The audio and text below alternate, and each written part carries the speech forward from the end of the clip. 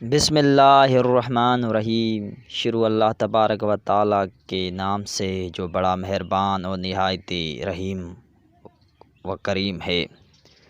ناظرین، جیسا کہ میرا نام اظہر علی ہے، آج میں آپ کو جیک ما، چین کی عالمی شہرت یافتہ کمپنی علی بابا کے بانی کی طویل اسٹوری کا ایک پہلا اس کا باب، اس کی پہلی جو اس کی زندگی کا پہلا قدم تھا، اس کے متعلق میں آپ کو آگاہ کروں گا۔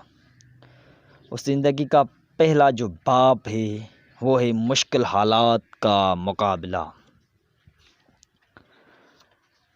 1 اکتوبر 1949 میں چائنا نے اپنی کمیونسٹ لیڈر ماؤ زے دنگ کی قیادت میں ایک تحریک کے نتیجے میں آزادی حاصل کی۔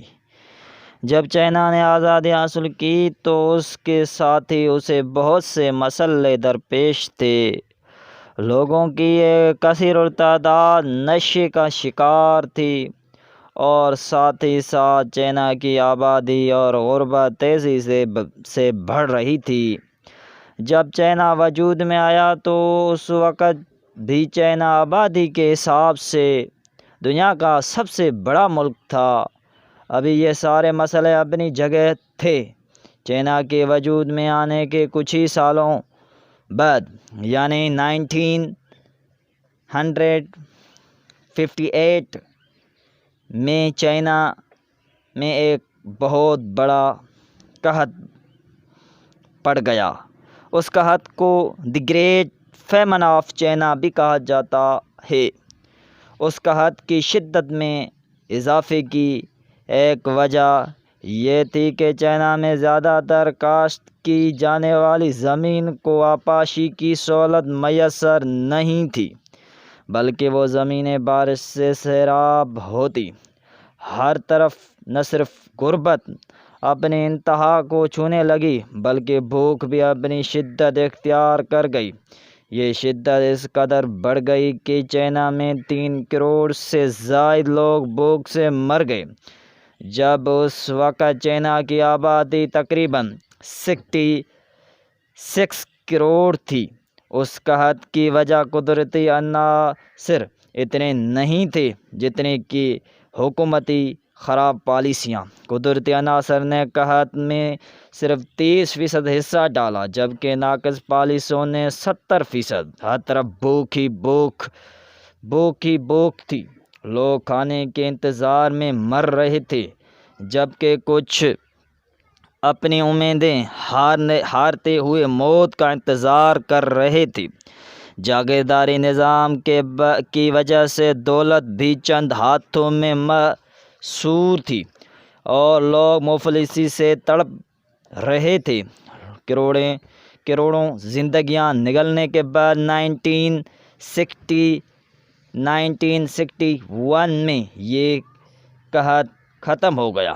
اس قحط کو گریٹ چائنیز فیمن کہا جاتا ہے اور اسے چائنا کی تاریخ کا سب سے بڑا قحط سمجھا جاتا ہے۔ قحط تو ختم ہو گیا لیکن غربت ختم نہیں ہوئی اور اس کے بعد بھی لوگ بھوک سے مرتے رہے، لیکن اس کی وجہ قحط نہ تھا۔ اس ساری صورتحال کا واحد حل جو سامنے نظر آ رہا تھا وہ یہ تھا کہ چائنا میں جاگیردارانہ نظام کو ختم کیا جائے۔ چائنا میں اس وقت کیپٹلزم تھا اور کیپٹلزم کو ختم کر کے ہی جاگیردارانہ نظام کو ختم کیا جا سکتا تھا۔ دولت چند ایک مالدار لوگوں کے ہاتھوں میں جمع تھی۔ یوں کہہ لیجیے کہ اس وقت چائنا میں غریبوں کا سمندر موجود تھا اور لوگ اپنی بنیادی ضروریات زندگی سے بھی محروم تھے۔ اس ساری صورتحال میں ماؤ نے ایک تحریک چلائی تاکہ چائنا سے امیر اور غریب کے فرق کو ختم کیا جا سکے۔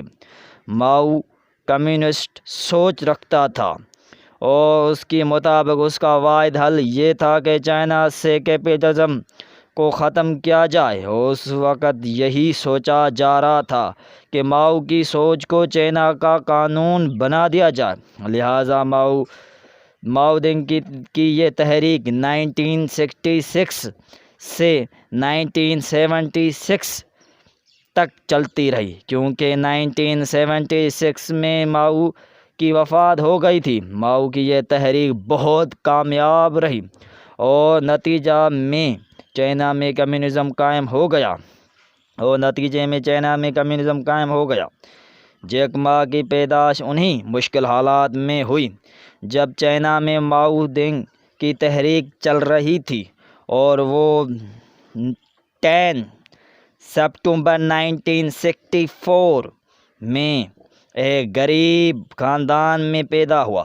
ماؤ کی تحریک کے بعد کیونکہ چائنا میں بہت حد تک کمیونزم قائم ہو گیا، اسی لیے جیک ما نے جب اپنا ہوش سنبھالا تو اس وقت چائنا کا بیشتر معاشرہ کمیونسٹ ہو چکا تھا۔ چائنا میں کمیونزم بہت کامیاب رہا، اس نے اسی کمیونزم میں ترقی بھی کی۔ جیک ما کے گھر کے حالات بھی اس وقت باقی سب سے زیادہ مختلف نہیں تھے، اور وہ صرف غریب گھر میں نہیں بلکہ انتہائی غریب گھر میں پیدا ہوا تھا۔ چائنا میں اس وقت انقلاب برپا تھا اور انقلابی شخصیات پیدا ہو گئی۔ چائنا میں اس وقت کیونکہ کلچرل ریوالوشن اپنے عروج پر تھا، اس لیے جیک ما کے خاندان میں غربت مزید بڑھ گئی اور اس انقلاب کا براہ راست اثر اس کے خاندان پر ہوا۔ جیک ما کا دادا ایک معمولی سا جاگیردار تھا اور اس انقلاب کی وجہ سے اس کا دادا کو برا سمجھا جانے لگا۔ یہ انقلاب اس سوچ کے پیش نظر آیا کہ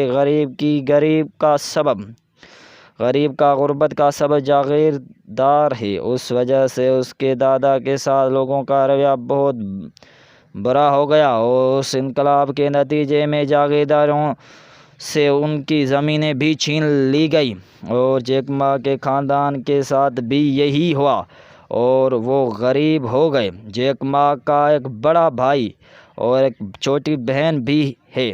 گھر میں غربت تھی اور اس کے والدین صرف مقامی موسیقار تھے، لہذا ان کی اتنی مالی حیثیت نہیں تھی کہ وہ اپنے بچوں کو اچھی تعلیم دے سکے، اور وہ تعلیم حاصل کرنے کے لیے کسی بڑے اسکول نہ جا سکے، بلکہ اس نے اپنی پیدائشی علاقے ہینگ جو کہ ہی اس ایک عام سے اسکول میں اپنی ابتدائی تعلیم حاصل کی۔ اس وقت چائنا کا تعلیمی نظام بھی نہایت ہی فرسودہ تھا۔ یہ کہنا غلط نہ ہوگا کہ چائنا کے سب سے بدترین محکمے میں سے ایک محکمہ تعلیم تھا۔ وہ بچپن میں ہینگ جو میں موجود ایک جھیل میں تیرنے بھی جایا کرتا تھا جس کا پانی بہت گہرا تھا۔ اس کے پاس بچپن میں ایک سائیکل ہوا کرتی تھی اور دل میں آگے بڑھنے کا شوق تھا۔